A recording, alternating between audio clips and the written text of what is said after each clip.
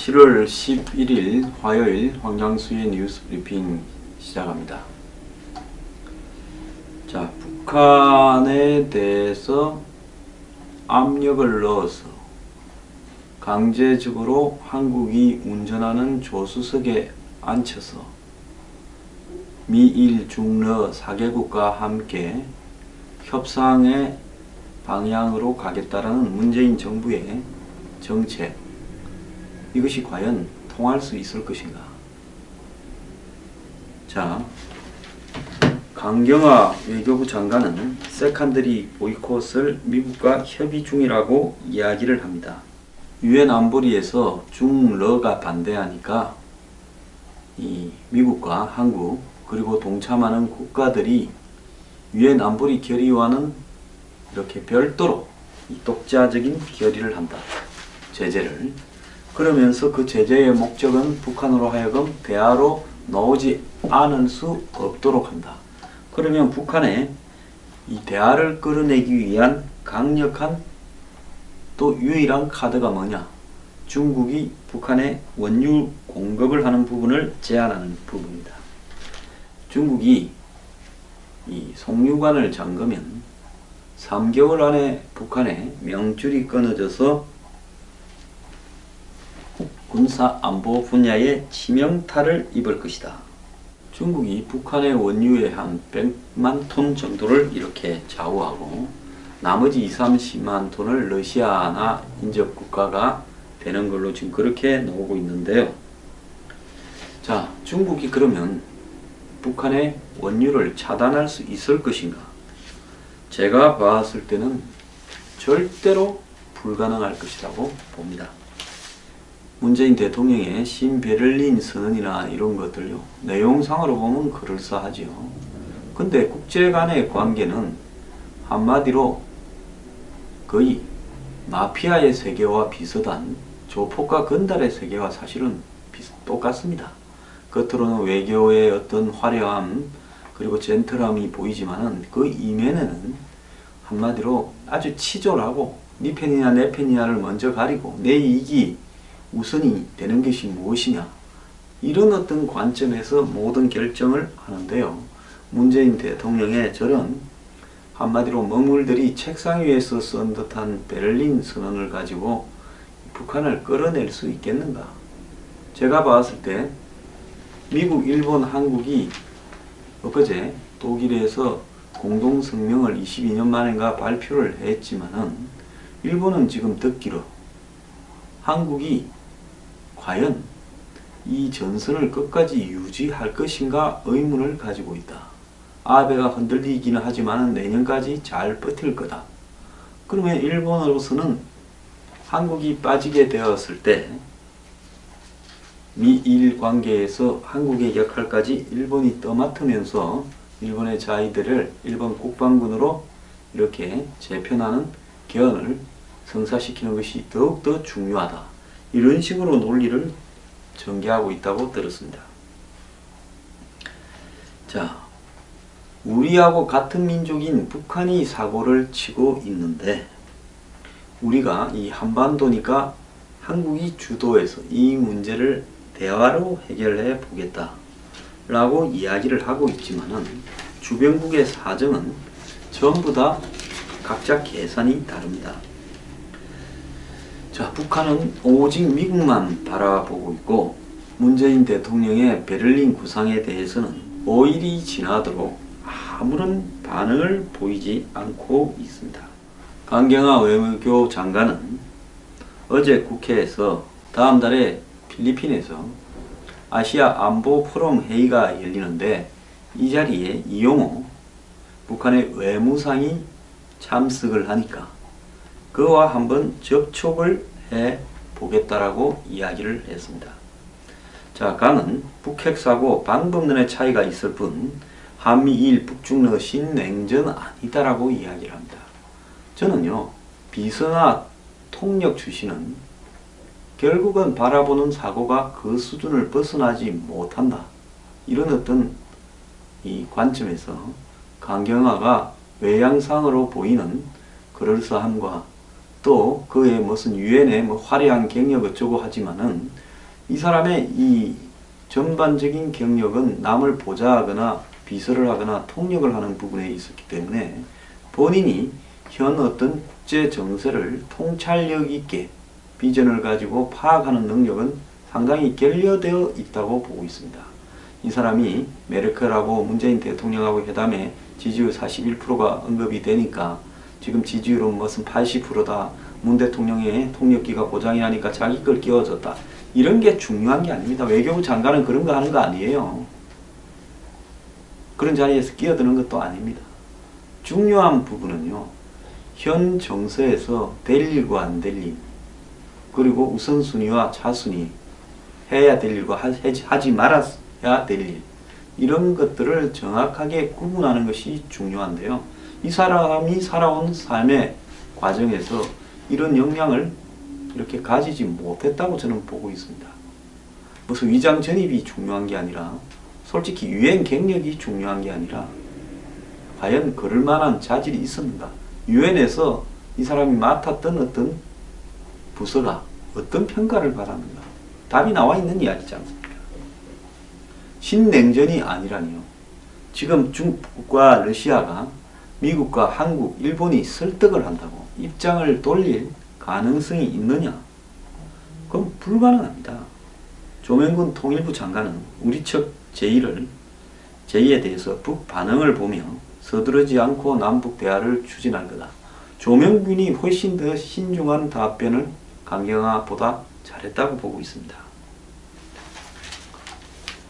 요약하자면 북한은 중국과의 관계에서 서로 순망치 아닙니다. 중국은 절대로 북한에 대해서 원유 공급을 차단하지 않을 겁니다. 그리고 북한이 가는 길에 대해서 중국이 막고 나서서 북한의 핵과 미사일을 제거하는 데 앞장서지 않을 겁니다. 미국의 군사 전문 싱크탱크들은 북한이 머지않은 시기에 곧 ICBM에 소형화된 핵탄두를 탑재할 것이다. 지금 북한이 5차례의 핵실험을 했는데 그 핵실험을 할 때마다 핵탄두를 소형화를 시키면서 폭발력은 높이는 방향으로 했을 거라고 봅니다. 자, 북한이 사거리 1만 킬로 이상의 ICBM, 즉 미국 본토에 도달할 만한 그런 거리를 확보를 하려면 ICBM 단두에 500km 이하의 핵탄두를 실어야 된다는 겁니다. 지금까지 북한이 500km 이하로 치명적인 이 피해를 주는 핵탄두를 이렇게 개발할 수 있었느냐? 하지 못했을 거다라고 이야기를 하지만은 화성 14호 며칠 전에 발사된 그 14호와 8,000km 정도 나가는 ICBM이라고 보면, 자, 북한의 이 500km 핵탄두를 이렇게 탑재해서 8,000km를 보내는 일이 거의 지금 산술적으로는 가능하다라는 그런 상황입니다. 그런데 일부 이 전문가들은 북한이 소형화를 좀 더 노력을 해야 된다. 그래서 멀지 않아서 그것을 입증하기 위해서 6차 핵실험을 할 것이다 라고 이야기가 나오고 있습니다. 자, 핵실험을 하는 이유는 할 때마다 똑같은 핵을 가지고 뭐 하려고 실험을 하겠습니까? 이렇게 작게 만들어 보고 소형화 또 표준화도 시켜보고 대신에 이 폭발력은 전폭 핵분열탄 같은 식으로 더욱더 높게 만드는 이런 어떤 방식을 이렇게 택하게 될 겁니다. 작년에 1월에 북한이 핵실험을 했을 때 전폭 핵분열탄, 즉 이 핵융합 물질을 갖다가 넣어서 중성자를 만들어 폭발력을 훨씬 더 높이는 방식을 택했을 거다라고 보고 있고, 이것이 소형화에도 도움이 되었을 거다라고 추정이 되며 북한은 이것을 수소탄이라고 이야기를 했습니다. 자, 그래서 제가 볼 때 북한이 앞으로 핵실험 한 번 정도, 그리고 ICBM 실험 한 2번 정도를 하면 북한의 실질적인 핵을 탑재한 ICBM을 미국 본토에 떨어뜨리는 부분이 어쨌든 논리적으로는 가능한 상황에 왔다라고 이렇게 판단을 해야 될 겁니다. 지금 한국이나 일부 미국 군사당국은 북한의 이런 핵과 미사일 능력에 대해서 의도적으로 과소평가하고 있는데요. 이것 또한 정치적으로는 그럴 필요가 있을지 모르나 제가 봤을 때 있는 위협과 현실을 양국 국민들에게 제대로 알리는 것이 더 중요한 게 아닌가 생각을 합니다. 북한은 다음 실험에서는 이번에 액체 연료를 주입해서 화성 14호를 발사했는데요. 순식간에 발사할 수 있는 고체 연료 주입을 테스트할 것이다 라고 ICBM 발사에서 그렇게 추정이 되고 있고요. 실제로 북한이 이 워싱턴까지 현재의 미사일 기술로 이렇게 ICBM을 날려보낼 수 있다라는 이야기도 지금 나오고 있습니다. 화성 14호는 1단, 2단 추진체를 떨어뜨리고 3단 추진체가 정점으로 올리는 이런 로켓이었습니다. 자, 올라가면서 1단, 또 한 번 더 2단, 그리고 3단 되면서 2881km까지 올라갔습니다. 자, 이 탄두가 가벼워지면 비거리가, 날아가는 거리가 높아지고 탄두가 무거우면 멀리 날아가는데 지장을 겪게 되겠죠. 그래서 북한이 지금 화성 14호에 탑재할 핵 탄두의 무게를 절반으로 줄인다면 8,000km를 날아가는 것이 실질적으로 한 1-2,000km까지 날아갈 수도 있다고 지금 전망이 됩니다. 그래서 이번에 8,000km를 날아가는 데는 1톤 핵탄두를 기준으로 설정을 했을 가능성이 많습니다. 그래서 탄두에 실질적으로 핵을 넣은 것은 아니지만 핵이 들어갔을 때의 무게와 비중을 똑같이 만드는 모의 핵탄두를 탑재하고 쐈겠죠. 그래서 북한이 이 탄두의 무게를 줄이는 부분이 거리를 더 확보하는 부분과 결정적인 관련성이 있다고 보면 탄두를 더 소형화해서 폭발력을 어느 정도 확보하는 6차 핵실험을 머지않아 할 거라고 보고 있습니다. 북한은 과거 파키스탄이 그래했던 것처럼 여러가지 종류의 소형 핵폭탄을 이번에 6차 핵실험에서 한꺼번에 동시 폭발시키는 방법을 택할 가능성이 있다고 봅니다. 왜냐하면 계속 핵실험을 자주 하게 되면 주변국들을 자극하면서 자신들도 좀 위험해질 수 있으니까 한번 할 때 자기들이 확보해 놓은 여러가지 방법의 소형 핵탄두를 동시에 터뜨려서 그 중에 가장 효과가 큰 것을 선택할 가능성이 있다는 거죠. 자, 그러면서 핵탄두 한 개를 날려보낼 때 거기에 요격 미사일을 유인하는 가짜 유인체를 한 12개 정도 같이 쏴서 보낸다는 겁니다.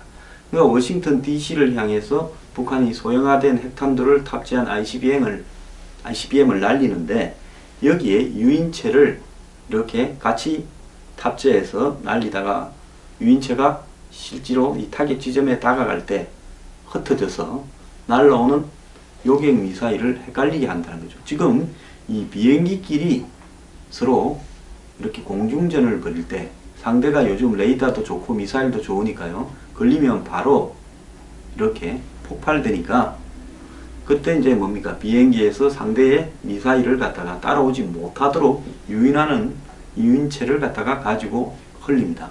그러면 미사일은 그것이 마치 비행기라고 착각을 하고 그쪽으로 날아가게 되는 부분이죠. 북한이 지금 그 기술까지도 이렇게 개발하고 있는 걸로 보이는데요.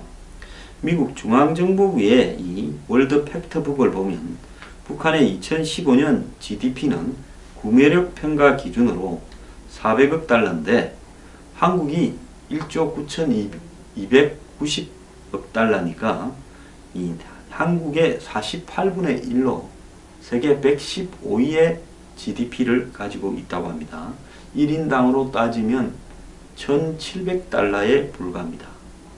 세계 최빈국의 즉 아프리카 국가 수준밖에 안 되는 거죠. 1990년대 중후반에 북한은 가뭄으로 수백만 명이 굶어 죽는 고난의 행군이라고 부르는 최악의 상황도 이렇게 거쳤습니다. 그런 나라가 며칠 전에 8,000km를 날아가는 ICBM을 발사했다는 것은요, 이건 전 세계에서 6번째입니다.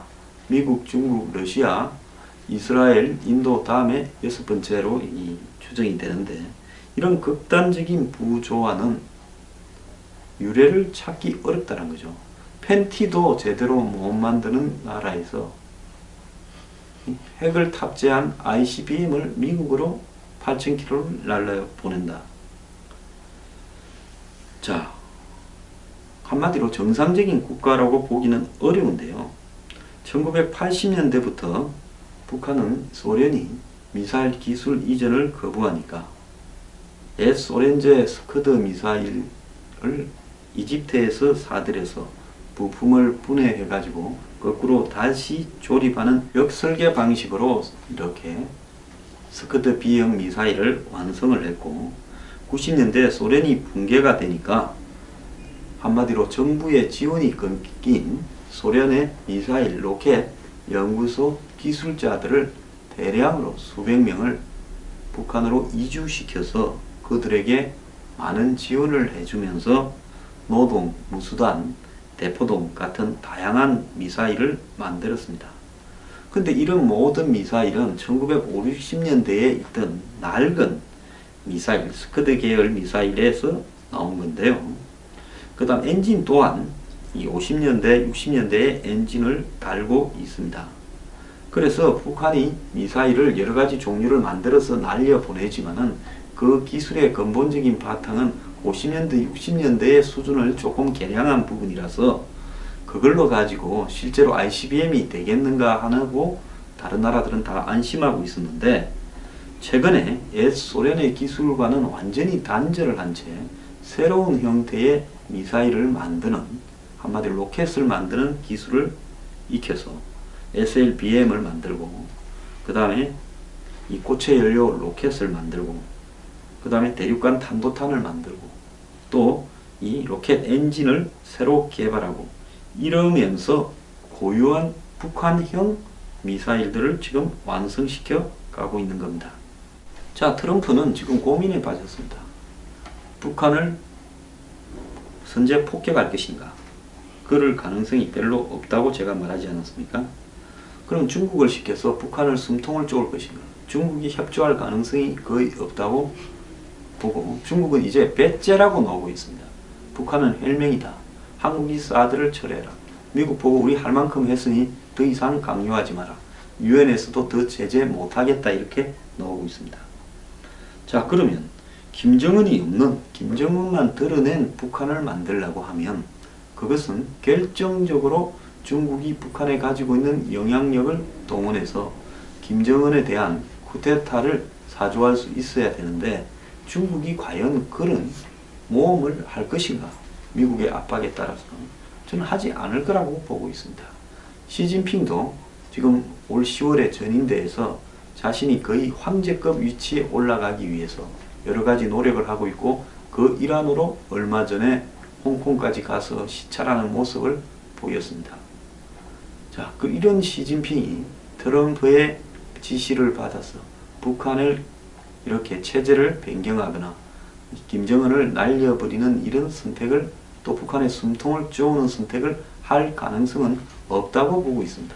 그렇다면 북한 문제 때문에 미중 관계도 제대로 악화되는 상황이 될 거고, 결국은 북한의 핵과 미사일을 미국이 군사적으로 결단을 내리지 못한 상황에서 계속 시간만 한 1년 정도 더 가고, 저는 1년 미만이라고 보고 있습니다.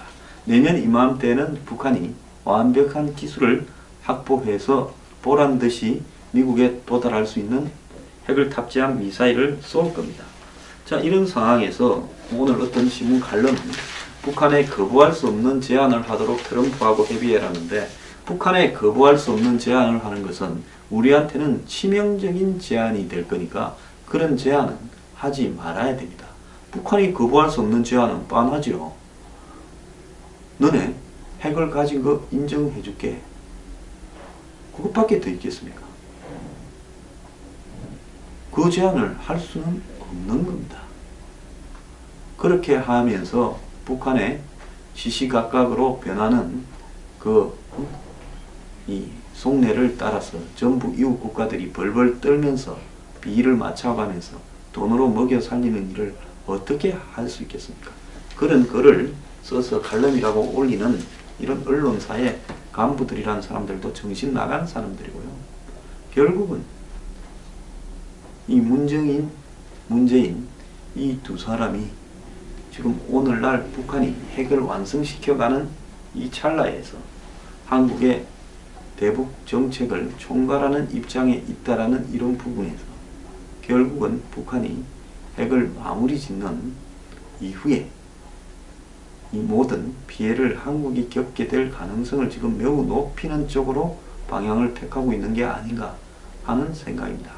제가 만약에 한국의 대북 정책을 이렇게 감당을 할 수 있다면요, 저는 일단 미국이 중국과 파국적인 상황을 빨리 가라고 촉구하겠습니다. 그리고 미국 측이 북한을 핀셋으로 이렇게 폭격을 해달라고 요구를 하겠습니다. 자, 그러면 그 대가는 한국이 치를 가능성이 있는데요.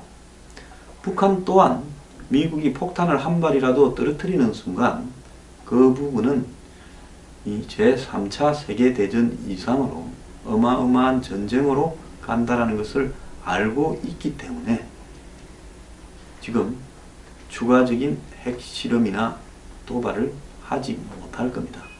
누군가는 북한을 폭격해야 된다는 이야기를 해야 된다는 겁니다. 그런다고 해서 그것이 실질적으로 관철될 가능성은 거의 없습니다. 한쪽은 북한을 폭격해야 된다라고 강하게 주장을 하고 명분이 있는 쪽이, 미국이 왜 레드라인을 넘었는데 북한을 폭격하지 않느냐, 당신들은 북핵을 미사일을 당신들을 겨냥한 건데 제거할 의지가 있느냐라고 해서 트럼프가 국내외의 의회와 언론에 의해서 싱크탱크에 의해서 코너에 몰리는 양상으로 가야 된다는 겁니다. 지금 보면요, 트럼프는 즐기고 있어요. 이 북한이라는 문제가 나한테 꼭 골치 아픈 것만 아니다. 내가 가끔씩 성질을 내면 한국도 내 비위를 어쨌든 끝으로는 맞추는 척 할 거고, 그리고 내가 지금 러시아 게이트가 심상찮아지는 부분도 있는데 그때마다 이 문제를 가지고 내가 끌고 가면 되고, 최악의 경우에는 또 이 위기를 돌파하기 위해서 다른 또 상황을 만들 가능성도 있지 않냐는 겁니다. 그 트럼프의 선택인데, 트럼프의 선택이 아니라 한국이 트럼프를 코너로 몰아서 북한을 폭격해달라. 자, 중국을 보고 연휴 끊어달라고 석 달을 시간을 주자. 그게 되지 않으면 한미일이 중국이 북한을 해결할 수 없다고 결론을 내리고 북한의 미사일과 핵이 레드라인을 넘었다고 발표를 하고 군사적 폭격 준비를 하자. 이 정도까지 가야 여기서 뭔가 실마리가 생기게 되겠죠. 협상을 하자고 나오든지 안 그러면 더 핵과 미사일 실험을 하지 않든지. 그래서 미국이 공개적으로 북한에 한 번만 더 핵실험을 하거나 한 번만 더 ICBM을 쏘면 곧바로 지금 북한의 핵과 미사일 개발 지점을 초토화시키겠다고 이야기를 해야 되는 겁니다. 준선전포고죠. 그리고 쏘는 순간에 곧바로 날려버린다라고 가야 한마디로 서로 힘에 의한 균형으로 북한이 더 도발을 하지 않는 겁니다. 이것은요, 50년대, 60, 70년대 동서 냉전의 시대에서 미국과 소련이 확정적 상호 파괴라는 원칙하에 서로 한 발만 쏘면, 실수로라도 상대를 향해서 쏘면 나도 죽고 니도 죽는다라는 부분 때문에 전쟁을 못하고 대치위를 하다가 한쪽이 무너진 거 아닙니까? 공산진영이 무너졌죠. 동구권이요. 마찬가지로 그때보다는 소련과 미국의 대결보다는 북한과 미국은 게임도 안 되는 대결입니다. 그렇다면 미국이 너네 한 번만 더 핵실험하거나 ICBM 쏘면 그 순간에 너네는 다 죽었다라고 최후 통첩을 하라고 한국이 총대를 메고 이야기를 해야 되는 겁니다. 그런데 한국이 지금 운전석에 앉아서 북한을 조수석에 태우겠다고 하니 이게 답이 없는 겁니다.